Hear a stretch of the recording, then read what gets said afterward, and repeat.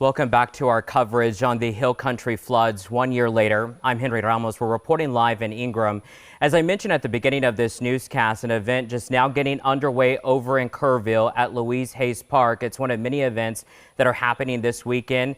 Let's take you there live and give you a live picture of what it looks like right now, as that event just started at the beginning of the hour at 6 o'clock and should get underway until around 9:30. So Kerrville's mayor says tonight's event is remembering the people that we've lost. He says it will be a religious celebration. There are going to be Christian bands that will be performing. You can see that people have started to trickle in. From our account, we believe about 100 people or so that will be there tonight. But what's also really important at this event, there will be mental health booths that will be there. The mayor making it very clear and wanting to remind people in this area that they are not alone and that help is always available. There will also be creative art booths as well that will allow people to take part in a unified community art project that will be to remember the lives there. But of course, the mayor again wanting to stress that not everyone is alone. But again, tonight's event is about remembrance, and then tomorrow at the same location at Louise Hayes Park, there will be more of a celebration with a fireworks and drone show. Our Zach Briggs is there at Louise Hayes Park, and he'll have a complete coverage for us tonight at 10. And Governor Abbott will be in Kerrville tomorrow for the Symphony of the Hills Remembrance Ceremony and Concert. This is a free event. It's happening at the Callow Theater at 4 p.m. The lobby will open at 3 p.m. I actually got a preview of the run of show today for tomorrow's concert. There's going to be several speakers and several performances like God Bless America. The governor, I'm told, will be reading all the names of the 119 people who were lost here in Kerr County.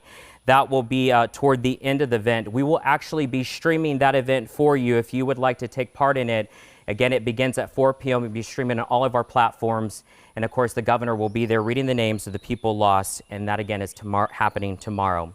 As I mentioned, we are in Ingram, and not even about a mile away from here is the Ingram Volunteer Fire Department. I wanted to meet with the chief there in this volunteer fire department because it has it in its name. It's volunteer. There are 35 men and women who make up this department, and they are not paid, but they were here a year ago responding to the disaster, saving lives, helping families.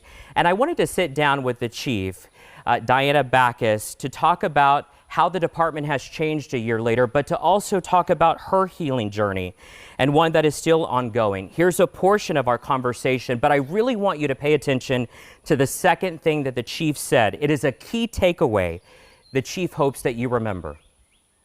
And something like this took so many lives when we had no idea that it was going to be of this magnitude. And I prayed that every day for the folks that lost loved ones. You don't walk in their shoes. You can never imagine the depth of their grief or their loss. No matter the obstacle or the difficulty, it's precious time. Time is precious. It doesn't matter if you're having a bad day. Look in the mirror and thank the good Lord that you woke up breathing, because you never know when it's going to be your turn. That last thing the chief mentioned really got me during the interview, and I think that it's something that we can all remind ourselves, especially as we reflect on this weekend. Our coverage doesn't stop here. You can watch my full interview with the chief as well as my story coming up tonight on KENS 5 News at 10, because this department also faced their own personal loss while responding to this tragedy. We'll have that and much more coverage coming up tonight on KENS 5 News at 10. But for now, we're live in Ingram. Henry Ramos, KENS 5.